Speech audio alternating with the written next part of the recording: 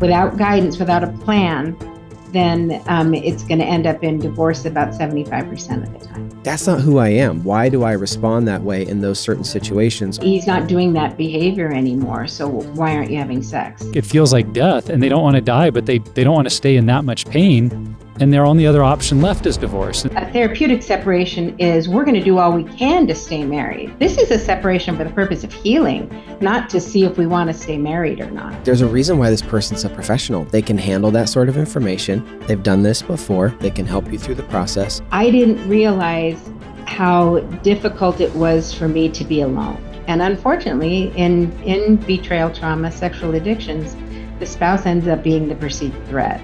The spouse isn't the enemy, but it's the perceived threat. If I quote that verse, it can be very black and white in my head, and black and white is very easy. But this situation is not black and white, it's very gray.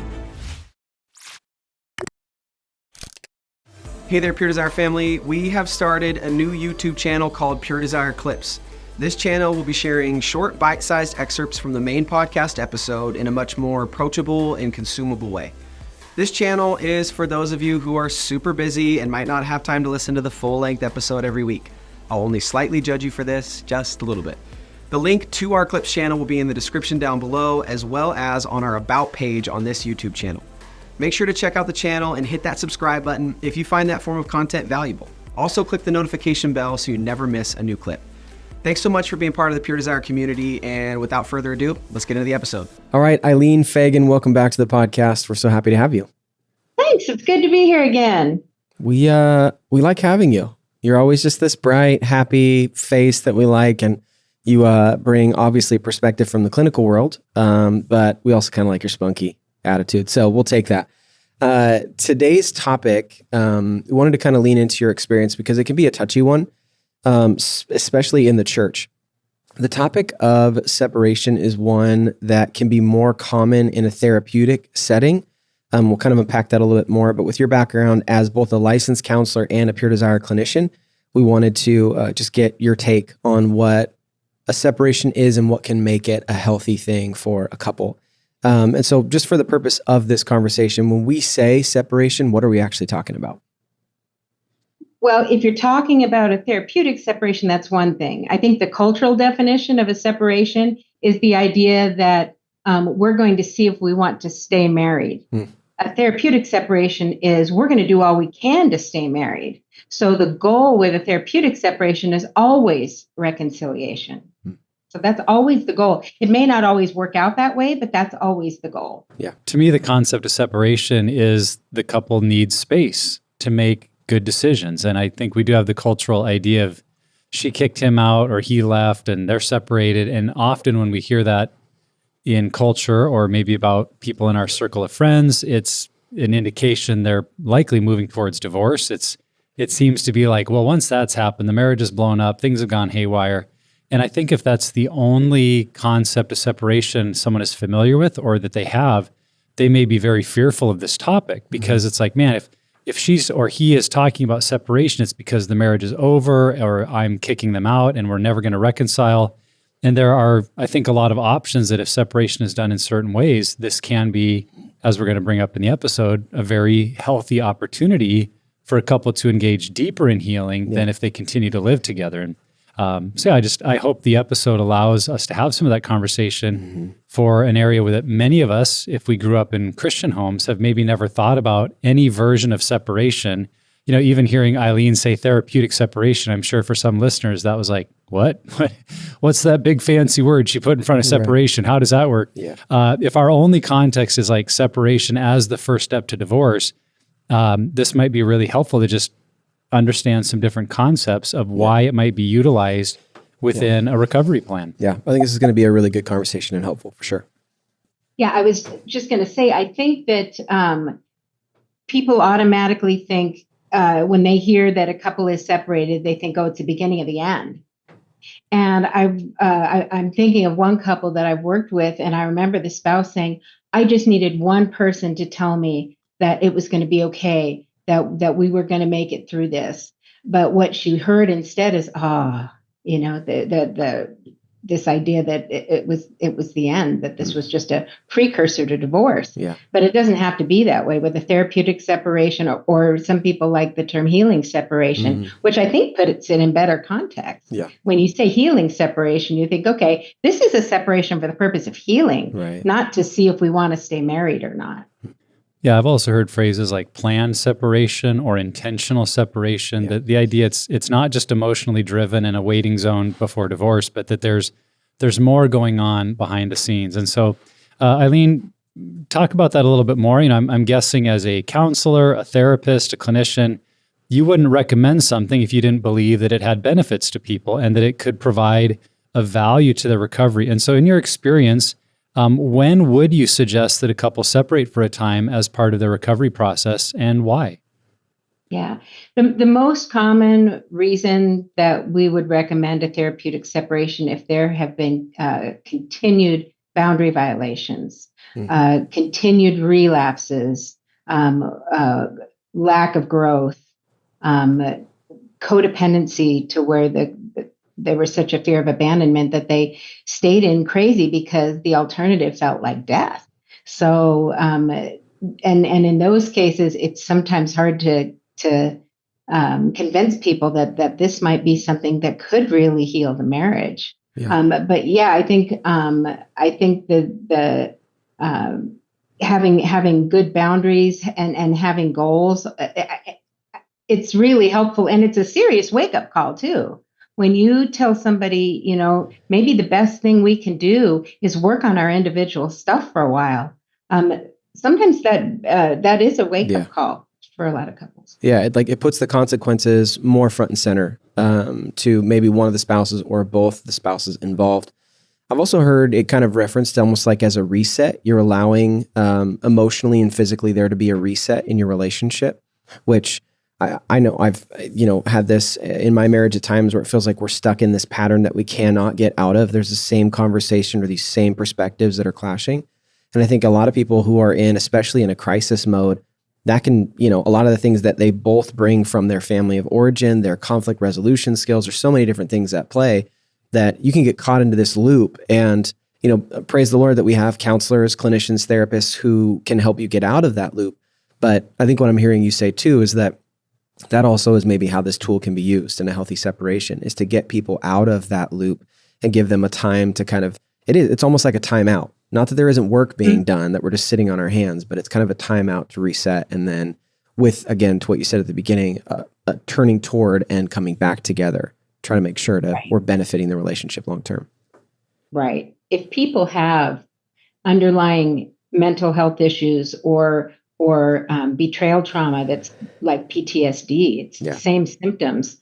And addiction is certainly one of them. It's almost impossible to work on both well at the same time. So sometimes that therapeutic separation says, hey, let's work on our individual stuff, and then we can get back together and work on the coupleship. Mm-hmm. But if the individual isn't healthy and the marriage isn't healthy, sometimes the therapeutic separation is the best option. Yeah, we've talked a lot at Pure Desire how for that betrayed spouse, recovery really has to begin by understanding the level of trauma that they're in, because if they're in trauma, then their brain is in that safety-seeking mode. They're looking for stability. They're looking for what can I kind of ground my feet on to get a sense of well-being and like beginning to rebuild. And if their brain is continually in that space of feeling unsafe, of being triggered, of being, in chaos, they're not going to be able to work towards rebuilding and renewing, like you're saying, Eileen. And so in a couple of the situations I've been aware of where separation seemed to be a necessary part of the healing was when the presence of the addicted or struggling spouse was just a constant source of trauma for the other, because it was reminding them of things or certain mannerisms or things they were doing around the home. We're just triggering all of those same needs for safety-seeking behavior or feeling like they were in chaos, didn't know how to proceed, couldn't think straight. Well, you're not going to be able to rebuild a relationship if someone's brain is stuck in that mode. And so the idea of a healthy or intentional separation creates that zone where the betrayed spouse can begin to face some trauma, can readjust and bring that brain down to a normal level of activity so that then the interactions they have with their spouse are more appropriate and can be built around growth and not just managing the symptoms of trauma. Yeah. I think of it a little bit like if someone had been, traumatized by being bitten by a dog and they were trying to recover from that fear, and yet the dog that bit them was still wandering around the neighborhood, and it didn't bite them every time, but it didn't feel safe at all. Like, you're going to have a really hard time getting over that fear when the biting dog is still right there. And I think for some spouses, that's the analogy. It feels that way. It's like the source of my pain is still right here, and I'm just so on edge of being re-hurt that I can't move forward. On the other hand, there are many couples where their trauma is more about the spouse being gone or away from them, and their presence in the home, where they can see maybe some patterns being established. They can see firsthand what steps are being taken for them. That's more comforting than traumatic. And then I would guess that for a lot of spouses, they're somewhere in between those two poles. And that's why, we're trying to help someone analyze when might some healthy separation be appropriate. And the other thing I would mention to your point in there, Eileen, that if someone knows it's a part of their spouse's recovery action plan, that if I relapse again, I cause such a level of distress to my spouse that they're going to need some intentional time where we're living separately, or in some circumstances, maybe they're in different bedrooms, but staying in the same home, to create that kind of some intentional space. That does become a deterrent and a wake-up call to say, wow, this really impacts them to the level that if I choose that again, I'm also choosing to go live somewhere else for 30 days. And it can become really a motivator to stay in that active recovery so that my spouse doesn't feel the need to create that healthy boundary for themselves. So obviously that's one of the benefits, is being able to see the consequences a little bit more front and center. But what are some of the other potential benefits a couple who chooses a period of separation, again, specifically in the recovery from sexual addiction, healing from betrayal trauma? What benefits do they get from a healthy separation or therapeutic separation? Yeah, one of the main things that I've seen people say, heard people say, and seen changes in people's lives is when they say, I didn't realize how difficult it was for me to be alone. So some people go, and this is more common in Christian circles, where people go from their parents to being married, and they really don't know what they like, what their preferences are, how they feel they should be treated, how they want to be treated, have probably not dealt with any kind of family of origin trauma. So that's probably the main thing, is I know what it feels like to be healthy now. And the other one I think is being able to set healthy boundaries, not to keep people out, but to know what feels safe to me. Yeah. That this feels safe to me. So that's one of the main ones. And then I think getting closer to the Lord is another one. Is people actually, if they're doing a therapeutic separation, right, they're seeking God. And so that's probably number two, is that God was there for me. And I learned that I could depend on him, even when my spouse is struggling, that I could depend on God to be my husband. And so that's probably another one. And then that period of cooling off, that we are triggering each other. And it's like that dog bite analogy you used. It was perfect. And I often I actually did some EMDR therapy with somebody who was bitten by a dog. And you're exactly right. It's just the presence of the dog. And it wasn't that the dog had it out for them, or that the dog was, it was a personal attack, but just the presence. So having that time to heal, time to take get some therapy, do some body work, because that's usually what it is. It's the body reacting to a perceived threat. And unfortunately, in betrayal trauma, sexual addictions, the spouse ends up being the perceived threat. The spouse isn't the enemy, but it's the perceived threat. Yeah. Yeah, I think you're totally spot on, Eileen, that in certain Christian circles especially, we haven't done good at helping people understand enmeshment, whether emotionally or spiritually, relationally, that we don't have clear boundaries on where I end and you begin, like identifying and defining myself outside of you in my marriage.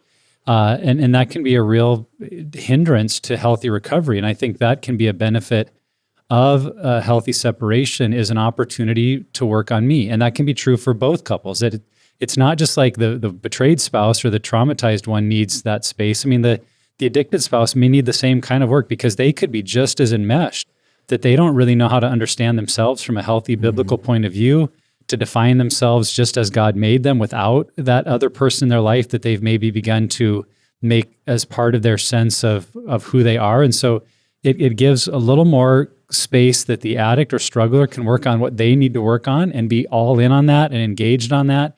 And the betrayed or traumatized spouse can be having that same freedom to work on them and take the steps they need to take without maybe this enmeshment of, well, what are they going to think? Or what if I do that and I'm in their way? Or it's just that mental, emotional space to do what I need to move towards healing. And I think particularly in situations where the relationship maybe has been defined with levels of manipulation, with coerciveness or control from one of the spouses, or gaslighting type behaviors, you may believe, if you're the struggling spouse or the addicted spouse that has done some of those things, you may believe, hey, I've changed and I'm not doing that anymore. But just like you were saying, Eileen, if the perception of the betrayed or hurting spouse is they're trying to control me, they're trying to manipulate my feelings, they're trying to coerce me into something, then they're always on edge, they're always playing defense, and they're not going to lean proactively into their healing. And so I think that's the other thing to look for is if those are kind of the characteristics that define the relationship, manipulation, coercion and control, gaslighting, I think the healthy separation gives the two spouses opportunities to work on a new way of relating to one another without the constant daily stress of being right there in one another's space. One of the things I've been doing a little bit of research on is like individual rhythms that we have or ways that we handle certain situations. And then when two people are in the same relationship, how those two individual ways of doing life can cross over and create a brand new way of kind of engaging with each other and reacting to different things. And I think that a period of separation can help both individuals evaluate themselves with their own patterns, their own rhythms, what they need, self-care, all of that. But then also when you're not in it, and we've already talked about this a number of times, but when you're not in that daily situation, you're able to take a step back and look at, that's not who I am. Why do I respond that way in those certain situations? Or why does that trigger me as much when in another situation, it doesn't seem like that makes, much of a difference? So I think being able to take that time away is not just evaluating us individually, but also maybe identify some of the unhealthy patterns. And they can even be unhealthy patterns that have very little to do with the addiction or betrayal. It could just be how we relate to each other, or how we parent, or how we handle finances, or whatever it may be. And I think that separation gives us that breathing room to evaluate. Absolutely. And I think about when couples are doing that individual work and they learn these things about themselves, it is so important for couples to be able to share that. Say, this is what I learned in counseling today. I had this aha moment that I gaslit for so many years because I was terrified. I was terrified of being left because I was left as a kid. I was left all the time. And they were able to kind of separate those things, and that their spouse wasn't trying to leave them. They were trying to stay in the marriage. But this overwhelming sense that I'm going to be left was keeping them stuck. Yeah. So even in the separation, the couples should be, and I know we'll get to this, but they should be getting together regularly and talking about what their growth journey's been like. What are they learning? Because the recovering spouse needs to hear that, and the struggling spouse needs to hear that. Can I ask a follow-up on that? In that situation, do you feel like that's something that should be guided by a professional, therapist, clinician, someone like that? Or is that something a couple can engage on their own without a professional? It absolutely should be mediated, at least by a counselor, somebody that they trust. Without that, a separation, it usually only ends up being successful probably less than 25% of the time, according to the latest statistics I've seen. Without guidance, without a plan, then it's going to end up in divorce about 75% of the time. So Eileen, we talked about this at the beginning of the episode a little bit, but separation as a concept is maybe unknown in a lot of churches, or maybe viewed in a very negative light. Why do you think that is? And where might that negative reaction to separation be coming from for a lot of people? Yeah, I think a lot of it is cultural, just this idea of a separation. A lot of church circles haven't heard about a therapeutic separation or a healing separation. And they might even quote Bible verses that say, whoever God has joined together, let no man separate. And so they hear that and they think that you're just trying to get out of the marriage, or you're not being faithful to your marriage vows. Right. So I think that's part of it. I think this idea that they have to stay together. And that bothers me a little bit because they don't understand about healing. Being in a church where they don't understand addiction in particular, they might not understand that the time apart can actually enhance the marriage. It can make the marriage better. Mm. So that came to mind as you were saying that was how that you can have a misunderstanding around the passage too of like not withholding your body from your spouse, and that assumption that that means what it means. Like even if it's uncomfortable or unsafe for you, like this is your duty as a spouse to offer your body to your partner. And I think that misunderstanding is a similar kind of perspective that can be I think projected onto this situation too, where it's so funny. And I know that we tend to think this way, but if I quote that verse, it could be very black and white in my head, and black and white is very easy to process. It's easy to communicate, but this situation is not black and white. It's very gray. And I think that can often be a reaction that the church has, is this makes it a lot messier, harder to talk about, harder to measure what does success look like. And I really don't think that that's a good enough reason to not step into a healthy separation or to evaluate our perspectives on topics like this. But I think that that's maybe a motivation that the church has, or I don't know if motivation is the right word, but just a perspective I think we can carry into a lot of different topics. I also think that there's some discomfort with other people's pain.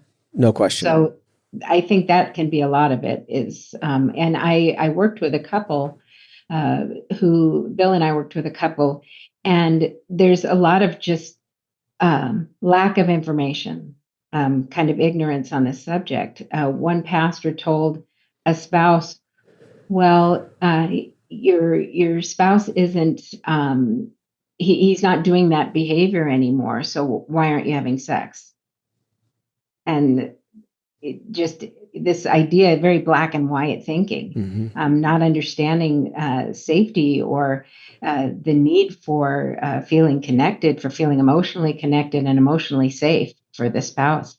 It was just very much, well, this is what you're supposed to do. Yeah, there can be some theology issues, I think, undergirding it. We often quote Genesis 2, for this reason, a man shall leave his father and mother and be united to his wife, and the two will become one flesh. And so we think of this concept that the two are united, they're one flesh, and it may feel like, well, if they're not living under the same roof, they're no longer united, or they're no longer one flesh. And we almost forget that, that's more of a metaphorical spiritual description. It may be entirely possible that in order to give the unity of the marriage the best chance to be preserved, in order to preserve oneness, the separation may be a part of that for a time, but it doesn't mean they're not still one flesh or not united just because they're not physically living under the same roof at every moment. And so I think if we allow for that viewpoint of, we're actually trying to increase the oneness in that marriage, which has been totally destroyed, by the way. We're talking about healthy separation in light of betrayal over issues like pornography and affairs and stepping outside the marriage,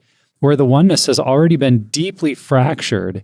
And yet now we're trying to hold the spouses to some kind of ideal of oneness to put it back together that's actually could be working against them, where a separation might give them the tools needed to re-engage in the kind of oneness and unity that I think Scripture would really call us to. And another thing that comes to mind for me is just, I know in my upbringing, separation was never really talked about on its own. It was always separation and divorce. You read chapters in marriage books, it's dealing with separation and divorce. As a pastor, when I learned how to work with couples, it's like working with couples in separation and divorce. And we just put the two together so synonymously that I think when we hear separation, there may be that fear that rises of, oh no, they're getting divorced, because we hear the and, even if someone didn't say it. Yeah. And so if we can allow a category where separation on its own might be defining a phase of someone's healing journey and a very necessary phase, then I think we could kind of readjust how we hear and react to that word separation in our church communities.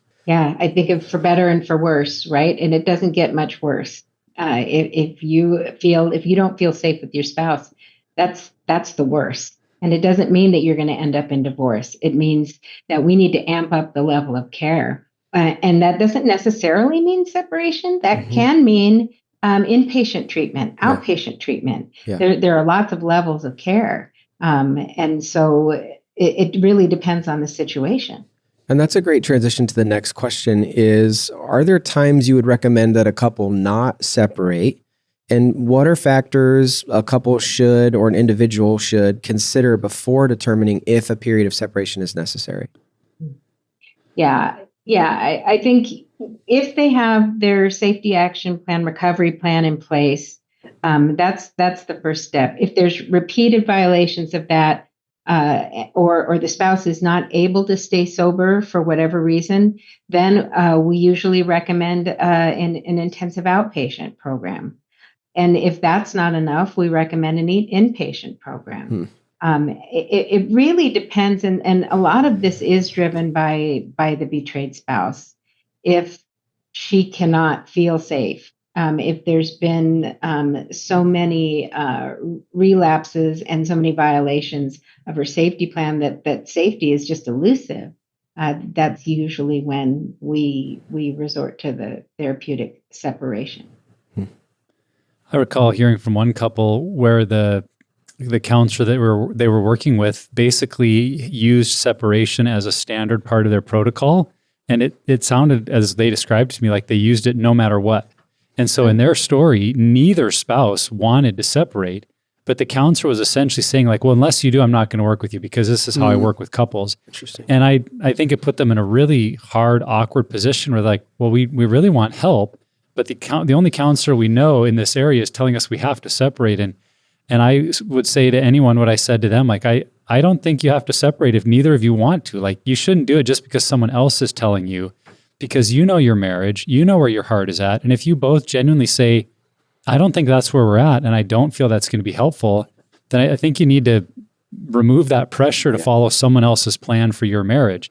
Now, I would echo exactly what you said, Eileen. This is often driven by the betrayed spouse. And too often I've heard of situations where the betrayed spouse is asking for that space, feeling like they need it. And I think from very legitimate reasons and grounds, and yet the addicted or struggling spouse is very resistant because they're trying to say, oh, we don't need that, or you're just overreacting. And I would say to that man or woman, if you're the addicted spouse that acted out, you need to listen. You need to swallow your pride and be willing to say to your spouse, if that's what you feel it's going to take to get you to a place of safety where we can rebuild trust, then I will do whatever it takes. And I will take these steps no matter how hard they are, because it's worth it to me to try to rebuild our marriage. And I say it's sad because I've unfortunately heard in these situations where they just never were willing to separate. And in some of those circumstances, the hurting betrayed spouse ended up divorcing because I think, as I heard the story, it was the only way they felt they could get some freedom. They could not get away from the pain and the hurt, and they were just caught in this cycle. And because he wouldn't, and I'm generalizing, it's generally he, but it could be a she, but in general, because he wouldn't be willing for a time to allow for some separation, give her the space she needed to breathe and heal and grow. Yeah. It led to divorce because I think she was just looking for a way out. And you said it, Eileen, it's like, it feels like death and they don't want to die, but they don't want to stay in that much pain. No. And their only other option left is divorce. And so again, if we could see that separation may actually be a valuable tool in avoiding divorce, in avoiding kind of that only escape route left to me, I think more couples would be willing to consider it and say, this might actually be the very best thing to do to rebuild our marriage. I think one of the factors that comes to mind for me is if this is a decision you're making as a couple without the advice of or perspective of a professional. And again, if your pastor is a safe person, who has some understanding or some skill in this, like getting that outside perspective, because again, if you enter into a separation without a plan or without really the support of someone who knows how this process should look, steps to take, mile markers to say, okay, we're taking some, we're making some progress here, feel like that for me is when you would pause that conversation before you engage with a professional. Now, I know there are situations where it's like physical safety, sexual abuse is happening, any form of abuse is happening. I understand that. And I think that, separation, we would say like, you got to do what you need to do to be safe. But if there is not that present, I think that you do absolutely need to take that first step and talk to a professional. Because again, if you enter this without any, it's like, honestly, it's like me opening the hood of my car and just taking things apart. It's going nowhere. I have zero idea of even what any of the things, there's an engine and a battery and there's some tubes. Like that's all I got. And so for me, I'm just going to make things worse if I get in there and try to, mess with this system. And so again, I need someone who has that perspective. I know I'm getting so much judgment from a number of listeners. It's fine. I can take it. But I think that it's the same principle. If you don't have a professional helping you know what you're doing, I don't think it's actually going to be as beneficial as you might think. Yeah. If you've never done it before, it wouldn't make much sense to go into it blind. I mean, there has to be a structure. There has to be a plan. There have to be goals. Otherwise, it's just a separation. It's a breather. Yeah. And I've actually seen it. Don't want to sound like we're picking on the struggling spouse, but I've seen situations too where the struggling spouse says, "I think it would be best if we took some time apart to heal," because the betrayed spouse has been so damaged from the relationship, and that I'm going to use she, that she wasn't able to focus on her own healing because she was filled with so much fear, so much resentment, so much bitterness, and that allowed her the time to seek out help for herself and help her to separate what is my stuff to own, what's my responsibility to take care of, and what is his. And so for that, it can be helpful too. Yeah, I think that's a great point, Eileen. There may be circumstances where the addicted or struggling spouse may be the one that suggests the need for separation. And it could be because they see they've created in the relationship so much pain, there's so much anger or yelling, or like they're hardly able to be in a room without just imploding. They may need in kindness and in strength to say, I realize how deeply this has wounded you, and we can't even be in the same room together right now. It might be wise for us to consider some time of separation so you can deal with what you need to, and I can keep working my recovery plan. Because I have heard guys in group that feel they're already kind of shaming themselves because all their issues have come to light. They're dealing with all the things that they hope no one would ever know about. Now they're telling them in group, and if their home situation, they're continually feeling like it's just thrown at them and they're being beat down, I think they can have a hard time focusing on their recovery because they're like, man, I'm trying to rebuild, but I just feel like I'm constantly reminded of how much hurt I've caused. And so they're both maybe kind of stuck in some turmoil there. And there may be times they even suggest, would this be good for us? I was going to add too, just real quickly, I think a situation where we would not recommend a separation is if that's the only thing they're going to do. Like you kind of mentioned, Trevor, if you just think, well, we'll just live separately for a while and then we'll all get better, that's actually a little bit more like burying your head in the sand and just hoping the problem goes away. For sure. And then a month of living separate, we all calm down and now it'll be fine. Well, it might feel fine for a little while, but if nothing else has been addressed, if there's not regular group and counseling and the help of others, you're going to be right back in this situation. So don't ever think of separation as just this magic panacea that will fix things after a month of being apart. That's not going to produce the results you're looking for. What was that word you just used? Panacea? Panacea? What is that? A cure? A fix-all? Vocabulary word for the day. All right, there you go. It's good. Yeah, it's like the cure-all. The cure-all. And we have to be really clear on whether or not we're looking for a cure-all or we're looking for an escape. It only takes one, and this is the thing about therapeutic separation, it only takes one spouse to agree to a therapeutic separation. It takes both to get back together, to agree to get back together, but it only takes one to say, I don't feel safe, or this feels like we're knocking heads. The Cartman triangle comes to mind. For anybody who doesn't know about what that is, you've got, if you imagine a triangle in a heated conflict, Doesn't have to be spouse. It could be a work conflict, but people tend to gravitate toward those three ends of the triangles. There's the victim, the victimizer, and the rescuer, enabler. That's my favorite. I'm a recovering enabler, so I can make everything smooth for everybody else. The way we get out of that, though, is to own our own stuff. So what's my stuff? What's our stuff? What's your stuff?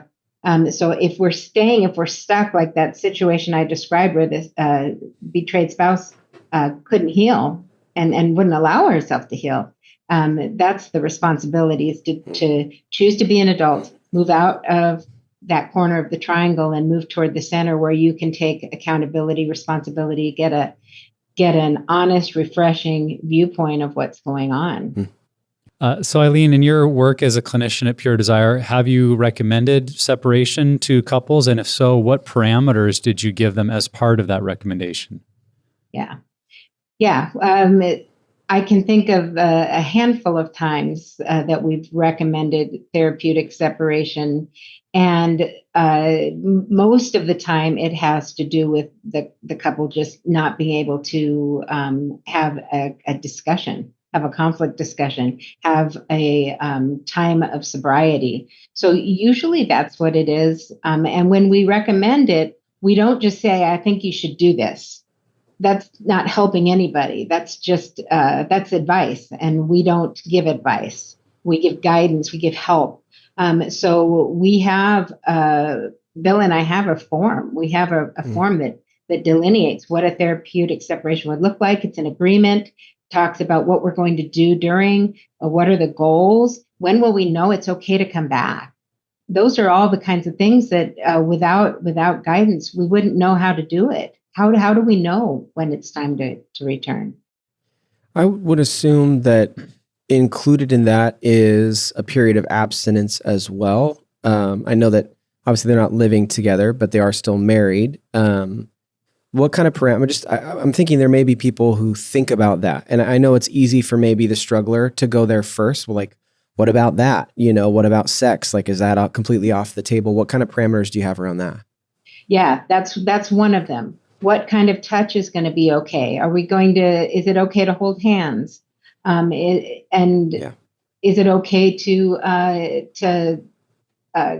get together and go see a movie? Whatever it is, there has to be, and especially with physical, there has to be an agreement on what's going to be okay and what's not. Mm-hmm. Because and it's not to make it sound like a legal document, but we have to cover every base and make sure that there's no loopholes. Yeah. Well, you said we couldn't hold hands, but you didn't say that we couldn't have sex. Well, right. That's a jump. Yeah.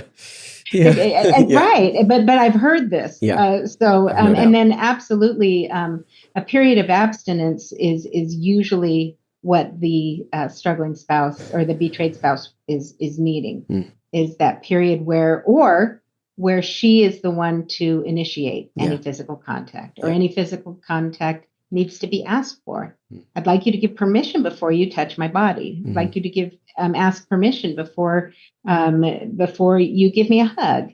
So all of those things that just seemed normal or a normal part of the relationship, when there's a therapeutic separation, these kind of things have to be delineated. What is okay, what's not. I imagine, Eileen, that may be different for every couple to some degree, because it depends on a person's story. I mean, you described that Cartman triangle, and I think if someone is stuck in being an enabler, they're probably more likely to want to be like, oh, well, it's okay, we're just going to ignore those things now, or they want to give in to maybe some requests by the spouse, and having a document where there's an agreement kind of frees them to not get stuck back into appeasing or soothing it all over. It's like, well, no, we're just going to stick to what the plan said. Whereas others that maybe move more towards the victim or victimizer might need different kind of guardrails to help them. Is that true, that it really depends on the couple and what they're facing, some of those different parameters? Right. One couple that we worked with, when I saw her next, and this was in our private practice, she said, I asked how it was going. She said, well, we had sex. And I said, okay, that wasn't in the plan how you had it. And she said, well, he was crying. So classic enabler. He cried, so she gave in, and so we had to have a conversation about that. Is this how you want it to go? And that just was a clear sign that she had some repeated boundary violations in the relationship, and that the enabling is just so deeply ingrained in her that she needed to do more of that individual work. Yeah. Yeah. I feel like what you're saying is that the separation really isn't just for the struggling or addicted spouse. This is for both spouses to reevaluate really how they engage in their marriage. And yeah, obviously not every female, spouse is an enabler. But I know in the church, there's a lot of that can be, pretty prevalent. We kind of talked about this, Eileen, a little bit earlier, but let's just say there's a couple who lives in an area where they don't have someone who's a professional in this, arena, sexual addiction, betrayal, or a therapist. They don't really have connections to their pastor or church, and they just feel like they're on their own. How might they know they need a period of separation? And is this really something that a couple can come to on their own, or do they always need a professional? I would say always is maybe too strong. I think, if you had a ski accident, you wouldn't go see your pastor. You'd go see a doctor. So I think it really is smart to seek out the appropriate specialty. Yeah. And thanks in part to COVID, there really isn't a whole lot of limitations to how we can get help in this area, even if we live out, in the boondocks or out in Central Oregon. There is ways to find help. It's hard for people to. I think the harder part is actually getting the help and asking for the help. I don't think it's a matter of that the help's not available or they can't find help. It's that I'd really rather not. Because it's hard for a lot of people. It's hard to ask for help. Totally. But I think to answer your question, if you can get help from the church, and the church is very well versed in addictions, betrayal, trauma, then absolutely, I think it's okay to go to the church. We've got a couple of really good churches that are very involved in helping their churches heal from unwanted sexual behavior. So in those cases, I think it would be great. But in other cases, then I think they need to seek out the appropriate kind of care. Yeah, to the question, Trevor, a couple might be able to come to that decision on their own, but I don't think they should execute the decision on their own. So good clarification. It's like your skiing illustration, Eileen. If I fall while skiing and my ankle really hurts, I may go home and try on my own for a while, to ice it, limp around, try to keep off it, see if it gets better. But if after a week I'm still in pain, like there comes a point I can't set the bone by myself, right? Like I need the help of a professional. And I think there are many couples that when there's discovery or when they're initially dealing with some of this, they may be trying home remedies of going to group, using some of the tools. But if they are still stuck in a place of chaos or trauma or re-triggering one another and just continually feeling like we are not making progress, even though we've started to take some of the steps on our own. Yeah. And separation may be the next step for us to get some traction. Well, that's when you're getting help with the plan. Like you might begin to see that, but I wouldn't make the decision and try to execute it without a professional giving you some of that guidance and helping both of you, because it's two very different pathways for a betrayed, hurting spouse and one who's been addicted and struggling. Like what they need to focus on and do in that time are going to be two very individualized plans. And as so often the case, especially if we're the one that has been stuck in the addictive behavior, we're not good at making our own plans, right? Like if we could have planned our own way out of the addiction, we probably would have a long time ago. And it's our own, blindness to the behaviors and patterns that has gotten us here. And if you get to that point and you're thinking separation's good, like, man, don't just try to do that in your own wisdom. Yeah. Look to a professional who's walked this road and can say, boy, here are some steps that your spouse is looking for you to take. Here are some things that we have consistently seen create a growth of trust, create a new way of thinking in your mind. And now you're executing someone else's plan that has been shown to lead to, a repair and reconciling the marriage. Well, that's far better than just my own plan of I'm going to figure this out. So I think you might come to the decision without the help of a professional, but I wouldn't try to execute it without that professional help. And I think that it's important to say, and almost dumb to even say it this way, but like they're a professional for a reason. you go to a doctor because they have education and experience and the tools to help you. And it's the same thing. Like you talked about it, Eileen, that shame that someone might feel about telling someone, it'd be easier to not talk about it. But like, there's a reason why this person's a professional. They can handle that sort of information. They've done this before. They can help you through the process. And so I think that that's something that they were actually trained not to shame. I mean, it's unethical for a counselor or therapist to shame their client. Like, you unbelievable. You're so dumb. How could you do like, that's never going to be the approach from a professional trained clinician or therapist. And if that is your experience, that person is not trained and is not professional. But just keep that in mind. Fast. Yeah, 100%. So Eileen, we've talked a lot about kind of the decision making around separation, the why behind it, the reasons, the parameters. Let's look now more at the outcomes. The positive effects that can come from a therapeutic or healthy separation.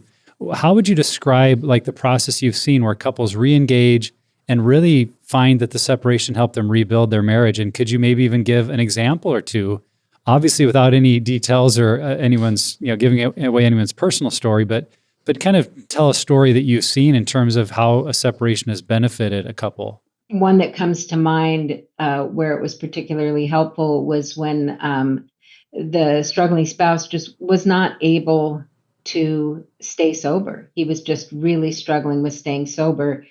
And all attempts to try to do something different had failed. And it wasn't only that it had failed, it's that he wasn't doing the things, he was procrastinating on the things that he needed to do. There was some family of origin trauma, and he was procrastinating on doing that individual work. And finally, the spouse said, "I can't keep doing this." And so we walked them through, we drew up a document, a therapeutic separation agreement that she started. And then we added some parts and got very specific on how long. And for her in particular, it was going to be a 60-day separation. I don't really recommend any less than 30. Just not time. And 90 is ideal. Her choice was 60. And every time he relapsed, the clock would start back on day one. So for her, that was what it was. And it was rocky at first. I could think of one time where he said, "I relapsed." Or, "What are you going to do? Set it again, set it back to zero again," with a lot of bitterness. Eventually, as she stuck to that boundary and that guideline, he got to a place where he could see that he wanted to do what he wanted to do. And he felt controlled. It came very much back down to family of origin, where he didn't feel like he had a voice. And so he was really rebelling against this fear of being controlled and not having a say. But it worked out once he started getting the help, realizing that if I don't do something differently, I'm not going to be married anymore. Yeah. And so it really was helpful for both of them. And then she slowly saw his heart change. And then she was able to, I think she even they both agreed to end it a little bit early because she was seeing such a heart change in him. Yeah. It's hard to see how without that separation that could have ever happened in that situation, that he would understand the consequences and finally get to the point where it's like, okay, I just got to do the work. And for then, her to be able to see that softening over time. That's amazing. Yeah. And for her, it was a real step of faith to have a boundary like this, because she was very more passive in the relationship. And she'd go, "Oh, that's okay." And then until she couldn't say that anymore. Yeah. It gave her a voice. Yeah. I think it's really clear just from our conversation, and I hope that you've picked up on it, listener, that we don't hope for a separation. It's not something we're out to get, but we do know it can be extremely helpful, a really useful tool in this. And I also want to make sure you hear that separation is not admitting defeat. Separation is a tool that we can use from time to time in certain situations to try to bring us back together. And you talked at the top, Eileen, about it calling it a healing separation. And so that idea. And so I just hope that listeners take away that if you are separated or you're considering separation, obviously use the help of a professional, whether it's a Pure Desire clinician, a therapist, someone trained in this area. But please do not think that this is separation and.